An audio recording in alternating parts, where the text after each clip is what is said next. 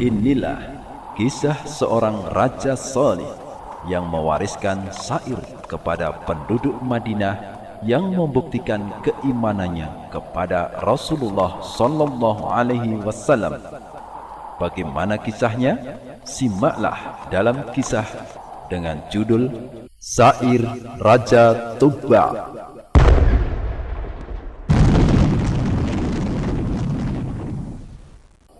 Anak-anakku sekalian, semoga Allah memberkahi kalian semuanya. Pernahkah kalian mendengar kata Tubba? Kaum Tubba adalah sebuah kaum yang dibinasakan oleh Allah Subhanahu wa Ta'ala. Tetapi, siapakah Tubba itu? Tubba adalah gelar bagi penguasa Yaman, seperti Kisra adalah gelar untuk Raja Persia, dan Kaisar adalah gelar untuk Raja Romawi. Tubba pada waktu itu bernama As'ad Abu Quraib bin Malkai Karib al-Yamani. Dia mengikuti agama Nabi Musa alaihissalam, yakni Yahudi, dan mendakwahi rakyatnya. Saat itu, agama Nabi Musa alaihissalam masih murni seperti ajaran Nabi Musa alaihissalam. Tubba pernah singgah di Mekah. Ia mengagungkan Ka'bah, bertawaf dan menyelimuti Ka'bah dengan kain panjang, kain bersambung, dan hiasan. Dia juga pernah tinggal di Samarkand.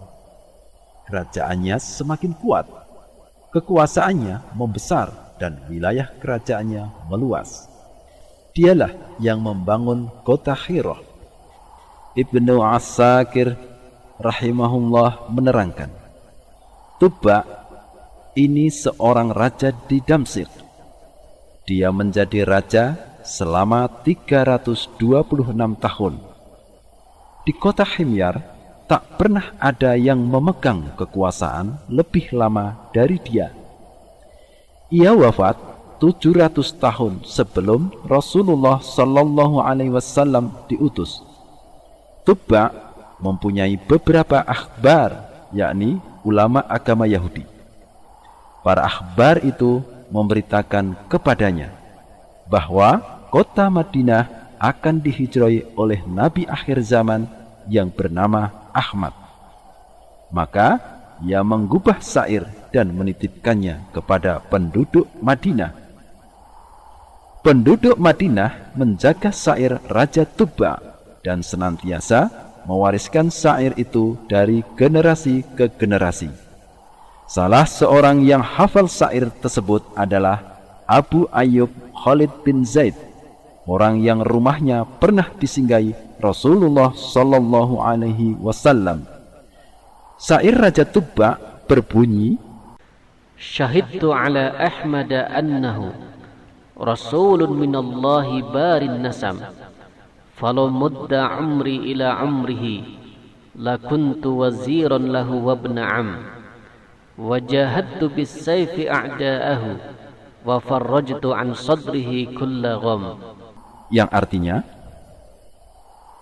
aku bersaksi bahwa Ahmad adalah utusan Allah yang menciptakan semua yang bernyawa. Kalau usiaku sampai ke masanya, niscaya aku menjadi pembela untuknya dan anak paman, dan aku akan berjuang dengan pedang melawan musuh-musuhnya dan akan lapangkan segala kesusahan dari dadanya. Ibnu Abi Dunya rahimahullah menerangkan bahwa pada zaman Islam telah digali kuburan yang terletak di kota Son'a.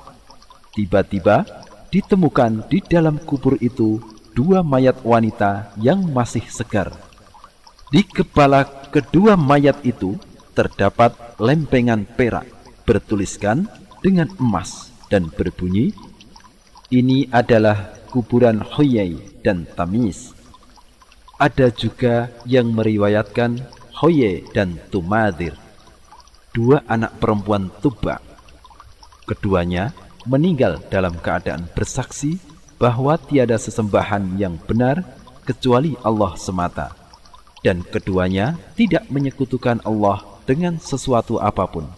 Menurut riwayat Ibnu Asakir, Aisyah radhiyallahu anha pernah mengatakan, "Janganlah kalian mencaci Tubba, karena dia adalah seorang lelaki yang salih. Dia benar-benar telah berhaji di Baitullah di masa orang-orang Jurhum berkuasa, dan menutupi Ka'bah dengan kain bersambung, kain panjang, dan hiasan.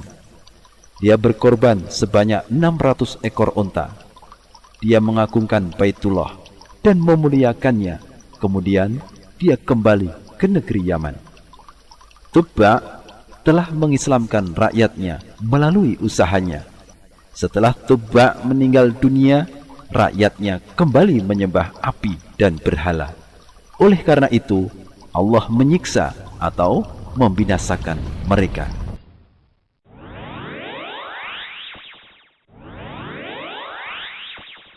Adik-adikku sekalian yang soleh dan solihah, sekarang kita akan bersama-sama menyimak faidah-faidah dari kisah syair Raja Tubba.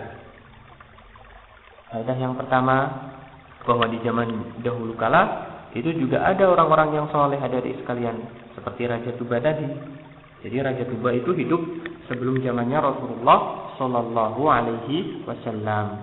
Kemudian faidah yang kedua, bahwa usia orang-orang zaman dahulu itu jauh lebih lama dibandingkan orang-orang sekarang. Usia orang-orang zaman dahulu bisa mencapai ratusan tahun, adik-adik. Tetapi orang-orang di zaman sekarang usianya hanya sekitar sampai 100 tahun, 90 tahun. Tetapi pada zaman dahulu bisa berumur 200 tahun, 300 tahun.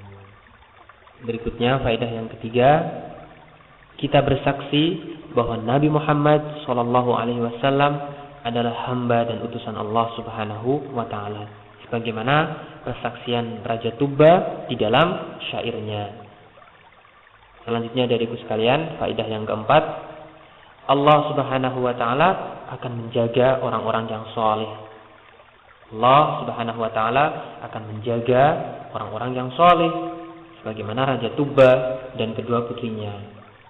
Kemudian faedah yang terakhir adik-adik sekalian, faedah yang kelima, Allah Subhanahu wa Ta'ala itu pasti akan memuliakan orang-orang yang soleh di dunia maupun di akhirat. Maka kita berdoa kepada Allah Subhanahu wa Ta'ala, semoga kita menjadi anak-anak yang soleh dan solihah. Amin ya rabbal alamin.